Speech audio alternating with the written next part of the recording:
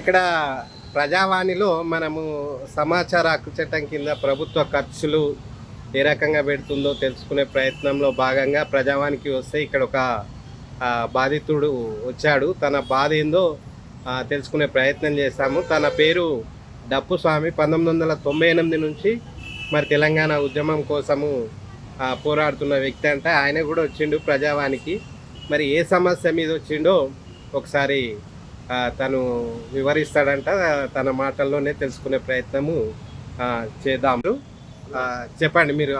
నమస్తే. మరి 1998 నుంచి కూడా తెలంగాణ వస్తే మన భక్తులు బాగుపడతాయి, మన బాధలు తీరుతాయి అని నీళ్లు నిధులు నియామకాలు అంటే మరి చదువులు కూడా పక్కకు పెట్టి తెలంగాణ వస్తే మా భక్తులు బాగుపడతాయి అనుకొని తెలంగాణ సాధించుకుంటే మరి కేసీఆర్ సార్ సారథ్యంలో 550 మందికి ఉద్యోగాలు ఇచ్చారు.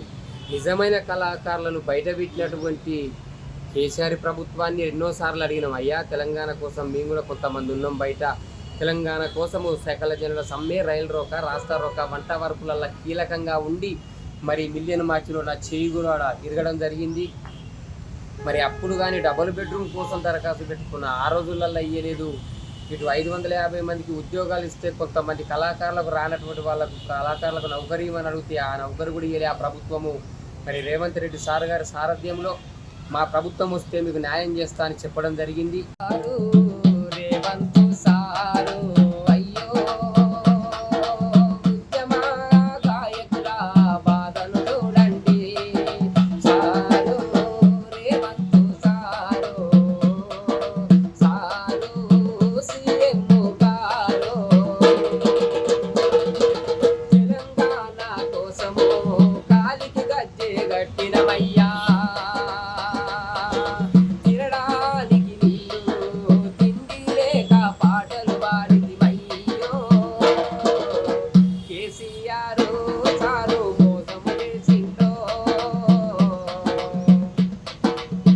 10 ఏళ్ల పాలనలో నా మోసము జరిగిందో,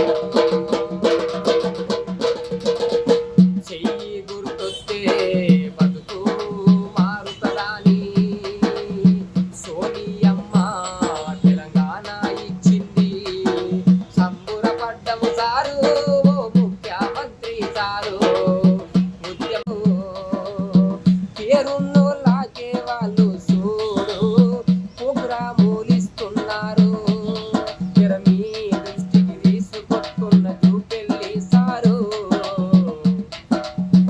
అన్యాయం చెయ్యకండి సారు సారు,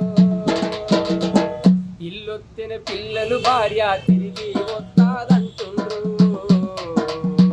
అందుకే ప్రజావానికి వచ్చిన సారు, ఇందిరమ్మ ఇల్లు ఇప్పి సారు, ఇప్పి సారు, మీకు దండం పెడతా పుణ్యం ఉంటుంది సారు, జరమ మాకు ఇందిరమ్మ ఇల్లు ఇచ్చి జర మమ్మల్ని ఆదుకోండి సారు. ఉద్యమ కళాకారుడు 1998 నుంచి తిరుగుతున్నారు సారు, జర నన్ను చూడు సారు, సీఎం సారు. 2-3 సార్లు కలుస్తున్నాము, మేము కలవాలనుకుంటున్నాము. దయచేసి కళాకారులకు కూడా కొంతమందికి నౌకర్లు ఇచ్చి ఎట్లా అంటే మేము పాట రూపకంగా ఇప్పుడు అదేవిధంగా ఈ ప్రభుత్వంలో మాకు డబుల్ బెడ్రూమ్ ఉండడానికి కూడా ఇల్లు లేక ప్రోగ్రాములు లేక అన్నమో రామచంద్ర అని హరిఘోషపడుతున్నాము. వచ్చిన తెలంగాణలో కొంతమందికి మంత్రులు, ఎమ్మెల్యేలు, సీఎంలు అయ్యారు కానీ మరి మా కళాకారుల ఉద్యమకారుల బతుకులు ఏం మారలే. కాబట్టి ఒకసారి ఈ ప్రభుత్వంలో మాకు డబుల్ బెడ్రూమ్ ఇచ్చి ఆదుకోవాలని కోరుకోవడం జరుగుతుంది. 2-3 సార్లు కలుస్తున్నాము, మేము కలవాలనుకుంటున్నాము. దయచేసి కళాకారులకు కూడా కొంతమందికి నౌకర్లు ఇచ్చి ఎట్లా అంటే మేము పాట రూపకంగా ఇప్పుడు అదేవిధంగా ఈ ప్రభుత్వంలో మాకు డబుల్ బెడ్రూమ్ ఉండడానికి కూడా ఇల్లు లేక ప్రోగ్రాములు లేక అన్నమో రామచంద్ర అని హరిఘోషపడుతున్నాము. వచ్చిన తెలంగాణలో కొంతమందికి మంత్రులు, ఎమ్మెల్యేలు, సీఎంలు అయ్యారు కానీ మరి మా కళాకారుల ఉద్యమకారుల బతుకులు ఏం మారలే. కాబట్టి ఒకసారి ఈ ప్రభుత్వంలో మాకు డబుల్ బెడ్రూమ్ ఇచ్చి ఆదుకోవాలని కోరుకోవడం జరుగుతుంది. సారు కవి గాయకునిగా సంతోషమా పడ్డామయ్యా, 2.5 ఏళ్ళు దాటుతుందో ముఖ్యమంత్రి సారు, స్కూల్ ఫీజు గంటలేదు, రూము రెంటు ఎల్లుతలేదు, ప్రోగ్రాములు లేని లేవు సారు, చూపెళ్ళి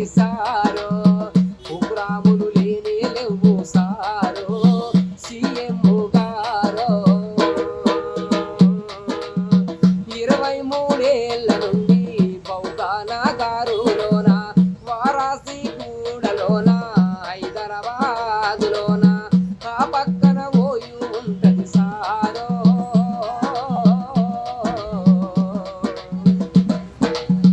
జీవితమే ఇక్కడ ఉన్నము సారో ఇల్లు లేదు సారో నాకు ఇల్లు లేదు సారు ఇల్లు నిప్పి సారు మా దిక్కు చూడు ఇల్లు నిప్పి సారో సీఎం సారు ఫీజులు కడతాం లేవు వరిగోస పడుతున్నావు ఊరికి ఎల్లిల్లు నా భార్య పిల్లలు